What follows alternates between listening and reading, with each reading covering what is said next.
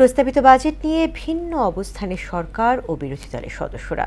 জামায়াত নেতা এটিএম আজহারুল ইসলাম বলেন, বিশাল এই বাজেটে ঘাটতি সংকুলান অসম্ভব। আর সরকারি দলের সদস্যরা মনে করেন এই বাজেটেই আগামী সমৃদ্ধ বাংলাদেশ গড়ার অঙ্গীকার রয়েছে। এদিকে স্বাস্থ্যমন্ত্রী বলেন, ৭১-এর মতোই দিনের লাইসেন্স স্থগিত ইস্যুতে বিরোধিতা করছে জামায়াত। আর গেল ১৭ বছর ধরে নিপীড়নের শিকার ব্যক্তিদের গেজেটভুক্ত করার দাবি তোলেন দুর্যোগ ব্যবস্থাপনা ও ত্রাণমন্ত্রী। মনিরুল ইসলামের প্রতিবেদন।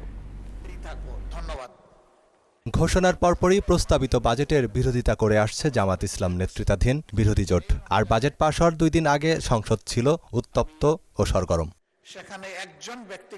জামাত ইসলামী সংসদ সদস্য এটিএম আজহারুল ইসলাম বলেন, বিশাল এই বাজেটে ঘাটতি সংকুলান অসম্ভব। এই বাজেটে দেশের সামষ্টিক অর্থনীতির স্থিতিশীলতা আসবে না। রাজস্ব আহরণের অনিশ্চয়তা, ঋণের উপর অতিরিক্ত নির্ভরতা এবং উন্নয়ন ব্যয়ের সংকোচন বাজেট বাস্তবায়নকে কঠিন করে তুলতে পারে। সামষ্টিক অর্থনীতিতে স্থিতিশীলতা ফিরিয়ে আনার লক্ষ্য থাকলেও মূল্যস্ফীতি, বৈদেশিক ঋণের চাপ এবং বৃহৎ রাজস্ব ঘাটতির মতো বাস্তবতার মুখোমুখি হতে হবে।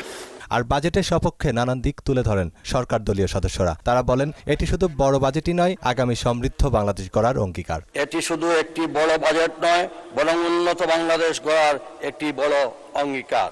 অভ্যন্তরীণ উৎস হতে আমাদের রেখে যাওয়া যে ঋণ, সেই ঋণ ১৬ গুণ বেড়েছে। মাননীয় স্পিকার, প্রধানমন্ত্রী চীন সফরে উত্তরবঙ্গের ২ কোটি মানুষ আশার আলো দেখছে বলে জানান ত্রাণমন্ত্রী। বলেন, প্রধানমন্ত্রীর সফরে তিস্তাপাড়ের মানুষের প্রত্যাশা পূরণ হয়েছে। এছাড়া ফ্যাসিস্ট আমলের নিপীড়িত নির্যাতিতদের গেজেটভুক্ত করার দাবিও তোলেন তিনি। সবাই দেখি টেলিভিশনের সামনে জটলা বেঁধে বসে আছে। আমি ওই সময় এলাকায় ছিলাম।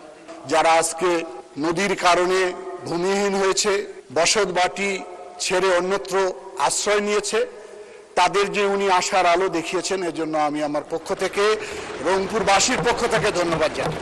বাজেট নিয়ে বিরোধী দলের বিরোধিতা প্রসঙ্গে দীর্ঘ বক্তৃতা দেন স্বাস্থ্যমন্ত্রী। বলেন, কেবল বিরোধিতার খাতিরেই ভিন্ন মত দেখাচ্ছে জামাত। BNP government has created something very different for the nation. বাজেটে হতদরিদ্রদের জন্য নানান পদক্ষেপ তুলে ধরে স্বাস্থ্যমন্ত্রী বলেন, ইতিমধ্যেই ওষুধের কাঁচামালের সংকট দূর করা হয়েছে, কর ছাড় দেওয়া হয়েছে মেডিকেল সরঞ্জামেও। গরিব মানুষের কথা চিন্তা করে এই বাজেটে এটাকে আনা হয়েছে।